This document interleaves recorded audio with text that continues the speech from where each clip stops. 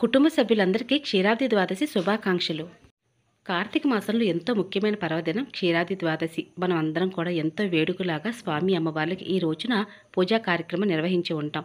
అంటే తులసి కళ్యాణం చేసిన తర్వాత 2024 సంవత్సరంలో మంగళవారంతో కూడిన క్షీరాబ్ది ద్వాదశి రావటం వలన మరి సాయంత్రం వేళ చేసే ఈ పూజా విధానము, పూజాపీఠను ఎప్పుడు కదపాలి, పూజాపీఠను కదిపేటప్పుడు చదవలసిన మంత్రం ఏమిటి, అలాగే పూజలో ఉపయోగించిన పూజా వస్తువులు పూజానంతరం ఏం చేయాలి అనే విషయాలన్నిటి గురించి పూర్తి వివరంగా మనం ఈరోజు పూజా వీడియోలో తెలుసుకునే ప్రయత్నం చేద్దామండి. కాబట్టి పూజా వీడియో ఎక్కడా స్కిప్ చేయకుండా చివరి వరకు చూసినట్లయితే ప్రతి ఒక్క విషయం చాలా చక్కగా అర్థమవుతుంది. అందరికీ నమస్కారం అండి. అందరూ ఎలా ఉన్నారు? బాగున్నారా? నేను బాగున్నాను. మీరు ఇంకా బాగుండాలని మనస్ఫూర్తిగా కోరుకుంటున్నాను. మనలో చాలామంది కూడా క్షీరాబ్ది ద్వాదశి పండుగని మంగళవారం వేళ సాయంత్రం వేళ పూజ చేసుకుని ఉంటాం. కానీ మంగళవారం సాయంత్రం వేళ పూజ చేయడం కుదరని వారు ఉదయం అంటే బుధవారం వేళ 10 గంటల లోపు పూజ అయితే చేసుకోవచ్చండి. కాబట్టి మరి బుధవారం పూజ చేసుకున్నప్పటికీ మరి పూజాపీఠను ఎప్పుడు కదపాలని చాలామంది సందేహం అయితే ఉంది. ఆ సందేహాలకి సమాధానాలు చెప్తూ మీకు ఈరోజు పూజా వీడియో అయితే షేర్ చేయబోతున్నాను. కాబట్టి పూజా వీడియో స్కిప్ చేయకుండా వినడానికి లేదా చూడడానికి ప్రయత్నించండి. క్షీరాబ్ది ద్వాదశి పూజను ఈరోజు పూజ చేయడం కుదరకపోతే మళ్ళీ ఎప్పుడు పూజ చేయవచ్చు అని అడుగుతున్నారండి. ఎప్పుడు కూడా మనకి వరలక్ష్మి వ్రతము, అలాగే వినాయక చవితి పండుగలు ఎలా అయితే సంవత్సరానికి ఒకసారి వస్తూ ఉంటాయో, అలాగే క్షీరాబ్ది ద్వాదశి పండుగ అనేది కార్తీక మాసంలో ఒక రోజున వస్తుంది. క్షీరాబ్ది ద్వాదశి రోజు సాయంత్రం వేళ సూర్యాస్తం అయిన తర్వాత తులసి కళ్యాణం అయితే జరిపిస్తూ ఉంటారు. ఒకవేళ మంగళవారం సాయంత్రం వేళ పూజ చేయడం కుదరని వారు బుధవారం ఉదయం వేళ పూజ చేయవచ్చు. ఒకవేళ మంగళవారము బుధవారం వేళ పూజ చేయడం కుదరని వారు మరలా ఈ సంవత్సరానికైతే నమస్కరించుకోవడమేనండి. మరలా వచ్చే ఏడాది కార్తీక మాసంలోని పూజ చేయడం కుదురుతుంది.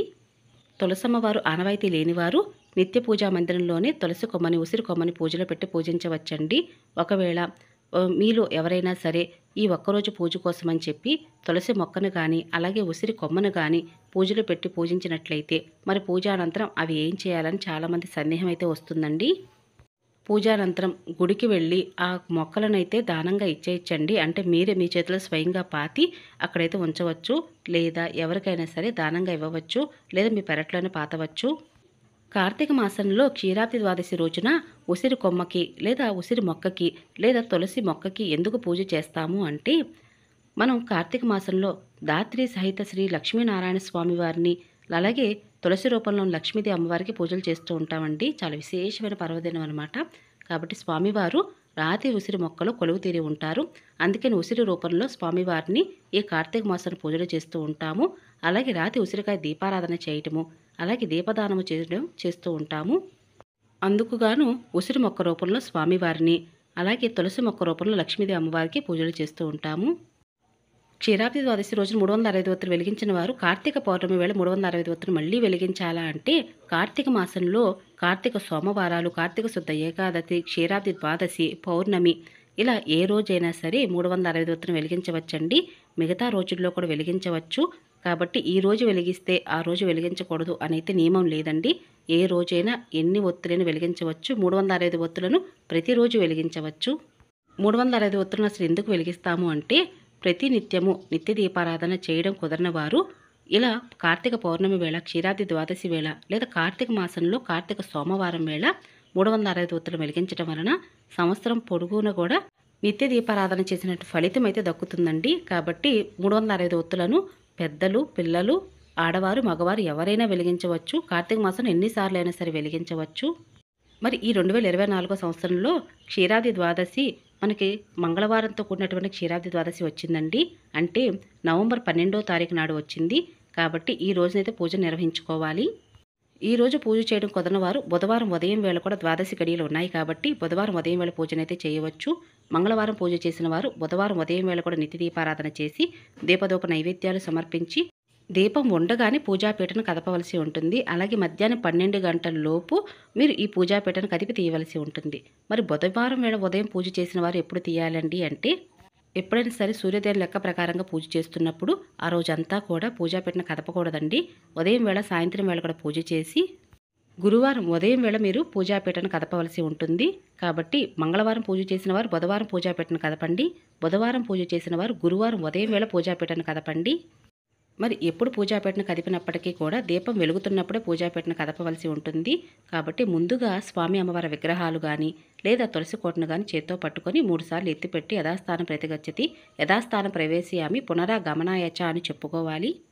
సకల ఉపచారాలతో పూజ చేసిన తర్వాత ఈ విధంగా అయితే పూజ నిర్వహించుకున్న తర్వాత స్వామి అమ్మవార్లకి మరల వచ్చే ఏడాది ఇంతకన్నా వైభవపేతంగా పూజ చేసినటువంటి భాగ్యాన్ని మాకు కల్పించమని నమస్కరించుకొని పూజ అయితే చేసిన తర్వాత ఇలా చెప్పుకొని పూజాపీఠను కదపవలసి ఉంటుంది. మరి పూజలో ఉపయోగించినటువంటి రావి ఆకులు అలాగే పువ్వులు ఇవన్నీ కూడా ముందుగా ఒక ప్లేట్లోకి అయితే తీసేసుకోండి. ఈ పువ్వులను మంచి ఫ్రెష్గానే ఉన్నప్పటికీ కూడా మళ్ళీ పూజకు అయితే ఉపయోగపడవండి. కానీ డెకరేషన్ కోసం లేదా పువ్వుల మాలగా గుచ్చి ఇంటి సింహద్వారానికైతే అలంకరణ చేయవచ్చు. ఇంకా ఉసిరి దీపాలు ఒకసారి పూజలో ఉపయోగించినటువంటి ఉసిరి దీపాలు మళ్ళీ పూజకు ఉపయోగపడవండి. కాబట్టి ఆ ఉసిరికాయలన్నింటినీ కూడా కట్ చేసి చక్కగా ఎండబెట్టి మీరు ఏదైనా హెయిర్ ఆయిల్ తయారు చేయాలనుకుంటే చేసుకోవచ్చు. లేదా పారే నదిలో బావిలో పచ్చని చెట్టు మొదల్లో వేయవచ్చు. ఇంకా అట్టి డప్పుల్లో దీపారాధన చేసినవి కూడా ఇవన్నీ కూడా పక్కన పెట్టుకోవాలండి. ఇవన్నీ కూడా ఒక కవర్లో పెట్టుకోవడం లేదా ఒక ప్లేట్లో పక్కన పెట్టుకొని పారే నదిలో బావిలో పచ్చని చెట్టు మొదల్లో వేయవలసి ఉంటుంది. మీరు పసుపు వినాయకుని విగ్రహం పూజలో పెట్టినట్లయితే మీరు మళ్ళీ పూజకైతే ఉపయోగించుకోవచ్చండి. పసుపు వినాయకుని అయితే మాత్రం ఇలానే మీరు ఎక్కడైతే నిర్మాల్యం చేస్తున్నారో వాటిలోనే కలిపేయవలసి ఉంటుంది. ఇక ఉసిరి దీపాలండి. ఈ ఉసిరి దీపాలన్నీ కూడా పైనటువంటి ఒత్తులన్నీ అంటే వెలిగినటువంటి ఆ ఒత్తులన్నీ తీసేసి తర్వాత కట్ చేసి ఎండబెట్టుకొని ఉపయోగించుకోవచ్చు. లేదా పారే నదిలో బావిలో పచ్చని చెట్టు మొదల్లో అయితే వేయవచ్చు. 365 ఒత్తులను కొబ్బరి చిప్పలో వెలిగించిన లేదా అట్టిడప్పుల్లో వెలిగించిన లేదా మట్టి ప్రమిదలు వెలిగించినప్పటికీ కూడా ఆ 365 ఒత్తులు వెలిగించిన కొబ్బరి చిప్ప లేదా 365 ఒత్తులు వెలిగించినటువంటి ఆ నిర్మాల్యాన్ని కూడా మీరు ఈ పువ్వుల్లోనే కలిపేయాలండి. ఇంకా కొబ్బరి చిప్పలు ఇవైతే మీరు ప్రసాదంగా ఇంట్లోనే తినవచ్చు. ఇంకా విగ్రహాలు ముందుగానే కదిపేశాం కదండి, కాబట్టి తులసి దళాలు కూడా తీసేస్తున్నాను. ఈ తులసి దళాలు కూడా మీరు మాలగా చేసి ఇంటి సింహద్వారానికి అలంకరణ చేయవచ్చు.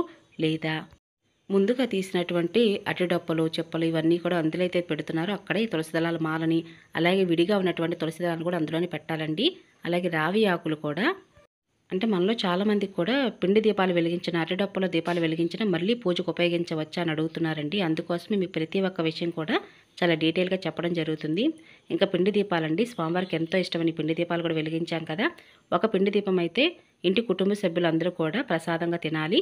ఇక మిగతా పిండి దీపాలన్నీ కూడా మీరు ఎక్కడైతే ఈ పూజా వస్తువులు అన్నీ కూడా నిర్మాల్యాన్ని నీటిలో లేదా బావిలో వేస్తున్నారో అందులోనే కలిపేయవచ్చు. లేదా చీమలకు ఆహారంగా పెట్టవచ్చు. ఇంకా రావి ఆకులు అండి, రావి ఆకు పైన దీపం వెలిగించినట్లయితే ఆ రావి ఆకులు కూడా చాలా విశేషంగా చాలా మంచిదండి. రావి ఆకులు అనేది దీపం వెలిగించటము.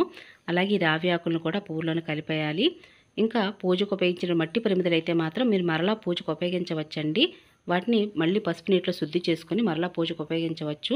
ఇంకా పూజలో పెట్టినటువంటి పసుపు కుంకుమ, ఈ పసుపు కుంకుమ అమ్మవారి యొక్క సౌభాగ్యానికి చిహ్నంగా భావిస్తూ వీటిని పసుపు కుంకుమ అనేది మనమే ఉపయోగించుకోవాలండి. పసుపుని ముఖానికి రాసుకోవాలి, కాళ్ళకైతే అస్సలు రాసుకోకూడదండి. అలాగే సూత్రాలు కూడా రాసుకోవాలి. కుంకుమ అనేది నుదుటిని ధారణ చేయాలి. ప్రతిరోజు బొట్టుగా పెట్టుకోవచ్చు. క్షీరాది ద్వాదశి పండుగనైతే మనం తులసి కోట వద్ద పూజ చేస్తూ ఉంటామండి. అలాగే తులసి కోటని ఎక్కడైనా అనువైన ప్లేస్లో పెట్టుకుని పూజ చేస్తూ ఉంటాము. మరి ఆ ప్లేస్ అంతటిని కూడా ఎంతో పరమ పవిత్రంగా భావిస్తూ ఆ పూజా స్థలాన్ని అంతటిని కూడా ఎంతో శుద్ధి చేసుకోవాలండి. అసలు కాళ్ళతో తొక్కకూడదు. అలాగే ఉసిరి కొమ్మని ఏం చేయాలి అంటే ఉసిరి కొమ్మను కూడా ఆ తులసి కోటలోంచి తీసేసి ఎక్కడైతే పారే నదిలో బావిలో పచ్చని చెట్టు మొదల్లో అయితే వేయవలసి ఉంటుంది. అలాగే అమ్మవారికి వేసినటువంటి గాజులు అయితే అలానే ఉంచవచ్చు. ఇంకా పూజలో శంకుచక్ర నామాలు, గోవిందనామాలు ఇవన్నీ కూడా ముగ్గుగా వేశాం కదండి.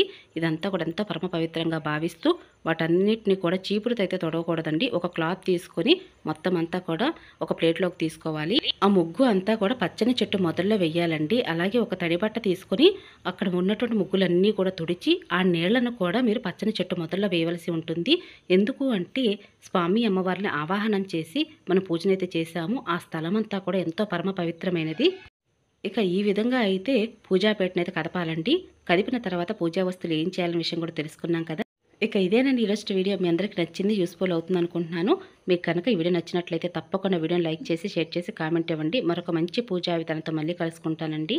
అప్పటి వరకు నమస్కారం అండి.